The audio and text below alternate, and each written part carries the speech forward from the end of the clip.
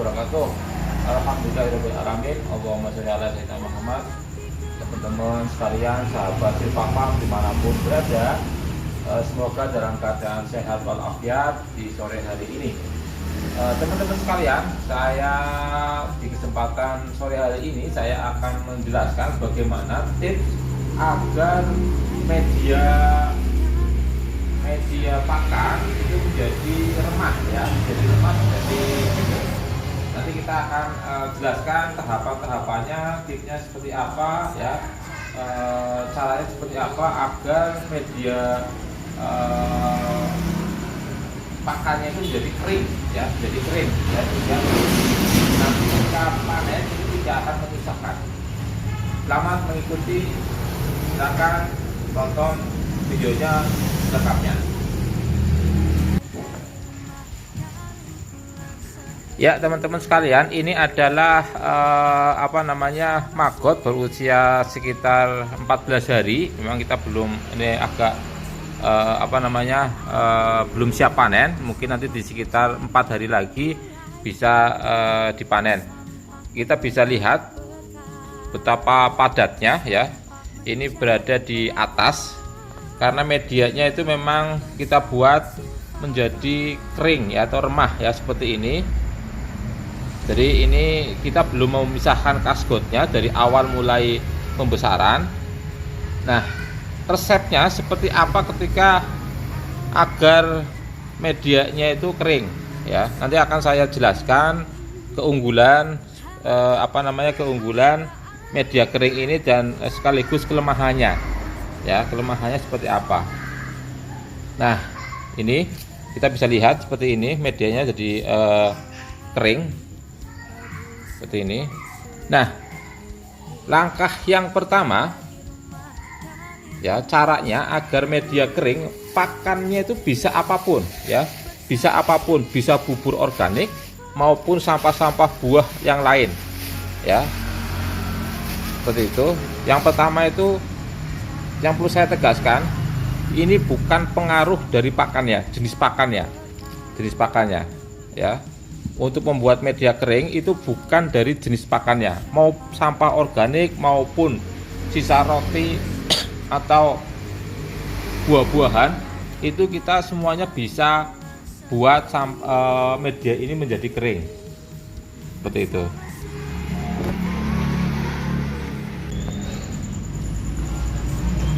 Oke, teman-teman sekalian, tips agar media tetap kering, yang pertama, kita berikan jumlah pakan yang sesuai dengan jumlah dan umur baby maggotnya.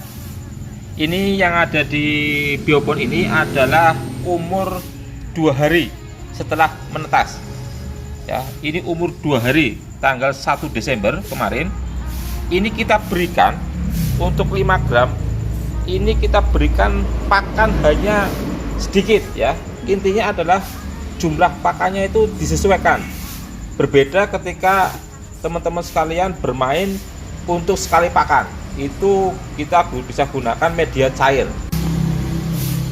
Ya, ini hanya sekitar 1 kilo bubur sampah organik yang kita berikan di umur 2 hari, ya, di umur 2 hari, ya. Kemudian kita tunggu nanti di umur 4 hari, kita nggak usah kasih pakan dulu, ya, sampai ininya nanti kering, sampai nanti medianya agak kering, ya, supaya tidak becek, baru kita kasih pakan lagi, ya. Jadi yang kedua adalah pemberiannya itu tidak.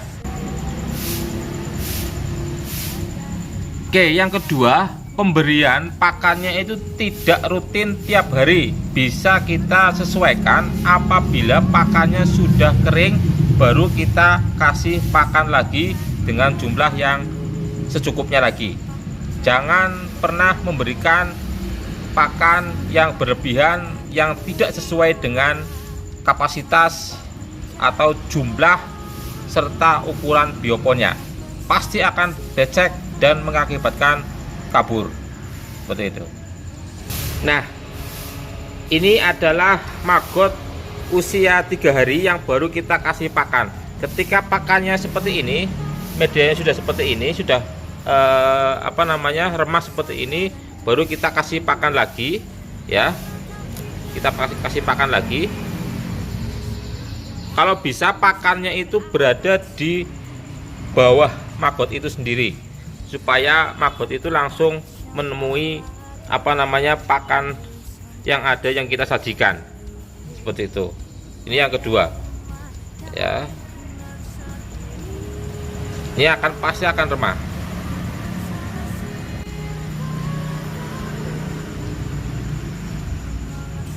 Nah, tips yang keempat adalah kita beri pakannya itu posisi